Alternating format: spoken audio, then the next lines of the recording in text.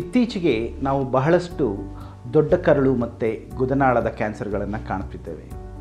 ನಾವು ನಮ್ಮ ದೇಹಗಳನ್ನು ಸುತ್ತಮುತ್ತ ಇರತಕ್ಕಂಥ ರಿಸ್ಕ್ ಫ್ಯಾಕ್ಟರ್ಸ್ ಅಂತ ಏನು ಹೇಳ್ತೇವೆ, ಅದು ನಮ್ಮ ಕುಡಿತಕ್ಕಂಥ ಗಾಳಿಯಲ್ಲಿರ್ತಕ್ಕಂಥ ಕಲ್ಮಶ ಇರ್ಬೋದು, ನೀರಿನಲ್ಲಿರ್ತಕ್ಕಂಥ ಕಲ್ಮಶ ಇರಬಹುದು, ನಾವು ಸೇವಿಸ್ತಕ್ಕಂಥ ಆಹಾರ ಇರಬಹುದು, ಕೆಂಪು ಮಾಂಸ ಹೆಚ್ಚಾಗಿ ತಗೊಳ್ತಕ್ಕಂಥ ಒಂದು ಪರಿಸ್ಥಿತಿ ಇರಬಹುದು, ಈ ಗ್ರೀನ್ಸ್ ಅಥವಾ ನಾವು ಹಸಿರು ತರಕಾರಿ ಅಂತ ಏನು ಹೇಳ್ತೇವೆ ಅದನ್ನು ಕಡಿಮೆ ತಗೊಳ್ತಕ್ಕಂಥ ಒಂದು ಪರಿಸ್ಥಿತಿ ಇರ್ಬೋದು.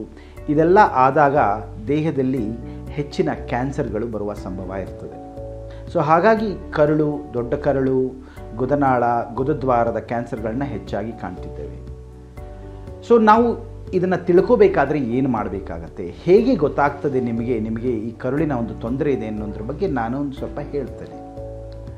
ಮುಖ್ಯವಾಗಿ ನಮಗೆ ಲಕ್ಷಣಗಳು ಅಂದರೆ ಏನು ಅಂತ ತಿಳ್ಕೋಬೇಕು. ಈಗ 1,00,000 ಮಂದಿ ಇದ್ದರೆ 1,00,000 ಮಂದಿಯಲ್ಲಿ ಬಹಳಷ್ಟು ಮಂದಿಗೆ ಕರಳಿಗೆ ಸಂಬಂಧಪಟ್ಟಂಥ ಲಕ್ಷಣಗಳಿರ್ತವೆ. ಏನಪ್ಪ, ನಾನು ಮಲಮೂತ್ರ ವಿಸರ್ಜನೆ ಏನಿರ್ತದೆ, ಮಲ ಹೋಗತಕ್ಕಂಥ ಒಂದು ಪ್ರತಿನಿತ್ಯದ ಕಾರ್ಯಕ್ರಮ ಏನಿರ್ತದೆ ಅದು ಬಹಳಷ್ಟಾಗಿದೆ. ಅಂದರೆ ನನಗೆ 4-5 ಬಾರಿ ನಾನು ಟಾಯ್ಲೆಟಿಗೆ ಹೋಗ್ತೇನೆ.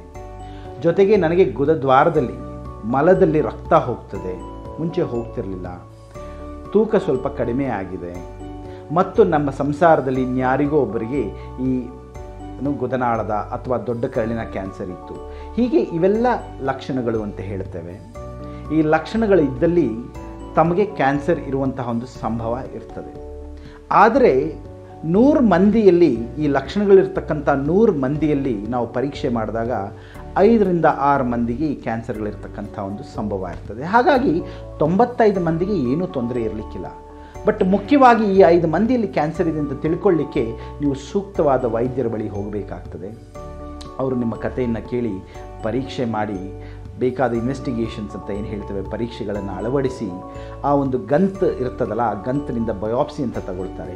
ಬಯೋಪ್ಸಿ ತಗೊಂಡ ನಂತರ ಕ್ಯಾನ್ಸರ್ ಅಂತ ಕನ್ಫರ್ಮ್ ಆದರೆ ಸ್ಟೇಜ್ ಮಾಡ್ತೇವೆ. ಸ್ಟೇಜ್ ಮಾಡೋದಂದ್ರೆ ಏನು, CT ಸ್ಕ್ಯಾನ್ ಇರ್ಬೋದು, PET ಸ್ಕ್ಯಾನ್ ಇರ್ಬೋದು ಮಾಡಿ ನಂತರ ನಾವು ಅದಕ್ಕೆ ಟ್ರೀಟ್ಮೆಂಟ್ ಕೊಡ್ತೇವೆ.